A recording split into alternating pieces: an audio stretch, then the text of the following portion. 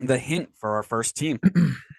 Well, I can't remember if you mentioned exactly. Oh no, you said what we'll go through. So, hint for the first team. Easy hint for you here. Start off with a nice little layup. Your hint is fight and win. SKC. SKC? Yeah, No, I not know it's SKC. Seattle. Yeah, yeah, okay. I Okay, know. buddy. Uh-huh. Oh, All stop it. right. Let's start off with Seattle. Fittingly, we are starting off at the top of the Western Conference with Seattle being 5-1-1. Top player for me, pretty easy choice in my opinion. How about some Jordan Morris love? Guy can't stop scoring goals this season. Is this where you ask me who I had? That's why there was silence. I've never done this before. Yeah. Do you And have you will amnesia? you will actually be shocked to know that Jordan Morris is mine as well. That's fantastic news. You know who's crying right now? The Euro The snobs. Euro snobs. They are absolutely crying. 8 goals so far for Jordan Morris. He has been tearing it up. It's great to see. It feels like we're finally seeing healthy Jordan Morris again. Um, anyway, most impressive player. This could be somewhat of a tough one. Seattle have had a very good season so far. There can definitely be a few options, but I think there's one guy kind of leading the charge on this one. I would wager a pretty safe bet that he is on your list for most improved. Most improved or most impressive? You know what I mean. Most I, d- impressive. I don't. I think No, you you should. know what I mean. Most impressive. Why don't you explain it to me? Like I'm five. Um, I can bet you he's not actually. Wow. Can you tell me? Oh, is that how we're doing this? Yes, I All right, I'm just blown away by the fact that I actually gave that scarf a 6 out of 10. I don't know what I was you on gave that it a day. 6. You're just trying not to piss off Seattle fans. Is It that what had it to have was? been. With Jordan Morris leading the Golden Boot race, like at the rate that he had been scoring when we were making this list, he is also my most impressive player. Okay, that's not what I was Because expecting. if it was one of those things where, he has like 3 goals, 2 assists, like he's having a good year, then I switch it. But the fact that he's blown up the way he has at the start of the season, it's extremely impressive for me. I mean, there are a lot of people who can fit in otherwise, but yeah, he's having a great day. I can't deny that one too much. I mean, obviously Jordan Morris is balling out, but for me, Jordan Morris has always been one of the better players in Major League Soccer. Not to this level. I don't think we expect him to be I scoring know who goals. you're going for. Yes, I'm going for what I thought was going to be the obvious one here, but I've gone for Jackson Reagan on this one. Yep. Yeah, he slid right into that center back spot, knocked Arriaga out of there. Although I am checking to make sure that Arriaga hasn't been hurt, but I don't believe he has.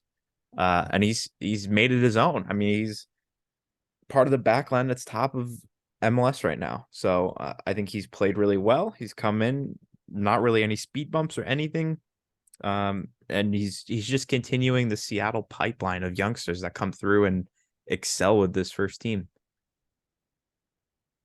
Yeah, no, agreed. Like I said, I think he was one to watch. I think that's something that I pointed out because I'm brilliant, of course, but I knew that he was going to get a ton of minutes, and that is something that uh, I didn't expect him to be at the level he is. Let me put it that way. I expected him to be decent, be good, but not that level. So I Yeah, I don't want to give you too much props because I think your head would explode. But yes, you did rightfully call that Jackson Reagan. This would be Jackson Reagan season. Mhm. Um, on that topic, I just mentioned him before, but my least impressive player, I've gone for Xavier Arriaga. And it's tough to find a least impressive player for a team that's performing as well as Seattle. But considering he was center back partner with Yamar for at least a season, maybe two, I'm not exactly sure. I can't remember exactly how many seasons, but he's been knocked out. Checked checked transfer market. Doesn't look like he's been injured because he's been on the bench for these other games, but has 30 7 minutes played so far this season. So definitely a drop off there. Knocked out of that starting rotation spot by Jackson Reagan. So I would say, not that he's necessarily a bad player, but I just think from what we expect from him typically over the last couple seasons, definitely a step down from him. Yeah, for me, it's Raul Ruiz Diaz, right? This was, I think, the year that we thought he was going to come back and be the guy, and he not chose, but he hasn't really gotten to break through. Granted, that's because they're now playing Jordan Morris more as a striker than a wide player. Um, but he just hasn't had the impact that I think many of us thought he would have. And again, it's top of the West. Like how are you going to find somebody who's been not impressive, right? But if we had to pick somebody who has been underperforming, I think Rui Diaz fits that bill. Yeah, I don't disagree. Honestly, I thought he was out with injury, but he's got 5 matches played so far. So even if he Yeah, was, it was maybe 2 games that he missed. yeah. I mean, he had one start, four off the bench, but um, Yep. yeah, I have no doubt this guy can jump right back in though and score goals again. I mean, this guy's a great goal scorer. I just think with how Jordan Morris is scoring goals at the moment, you can't swap that out. right. Yeah, I mean, who who would be dumb enough to do that, right? Not Brian Schmetzer, best coach in MLS history? Question mark. That's Oh, another. That's an episode for another day. yes, it is. Absolutely. All right, let's not make this 2 hours. Overachieving, underachieving. Let me find my list for predictions. I had Seattle fifth, so definitely overachieving what I was expecting for them. I expected a rebound from last season. This team was too good to finish out of the playoffs again, especially with the expanded playoffs, but was not expecting them to play as well as they have. Not that this should be too surprising. I mean, if you look at this team on paper, this is a really talented team. This is where they should be performing, but based on how poor they were in the league last year, I wanted to kind of, I guess, play it a little safer and not jump right back to like top spot in the West, but they have been very impressive, overachieving what I had thought for them. I am waiting for the TikTok to roll so I can pause it on my predictions because I don't have the desire to go find it in my list. I have them at neither. I think I put them relatively high. That being said, um, let's see here. I'm looking at it. We missed up the St. Louis, messed up Minnesota. Still Uh, early, still yeah. early. Oh, I also had Seattle at 5. So I guess they are definitely overachieving based off of what I thought of them. But I'd say they're probably, performing. I think they're performing at the level I expected, but in terms of where I predicted them, they are overachieving. Yep. Cool.